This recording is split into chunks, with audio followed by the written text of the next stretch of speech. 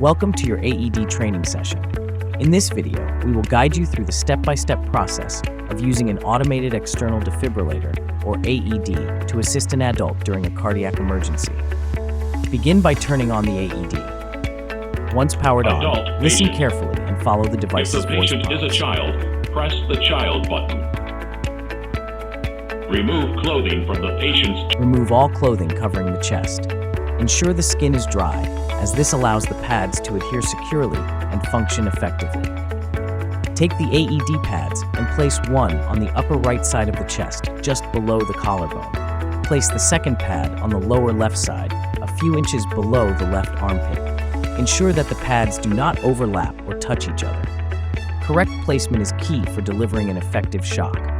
Connect the pad cable to the AED if required by your device. The AED will start analyzing the heart rhythm automatically or when prompted. During this time, make sure no one is touching the person. Announce, clear for analysis. If the AED advises a shock, ensure the area is clear by saying, clear for shock out loud. Verify that no one is in contact with the individual. Press the shock button as directed by the AED. It is important to deliver the shock promptly and follow the AED's instructions.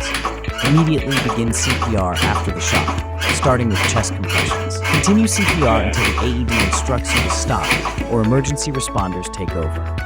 You now have the essential knowledge to use an AED effectively during an emergency. Remember, acting quickly and calmly can save lives.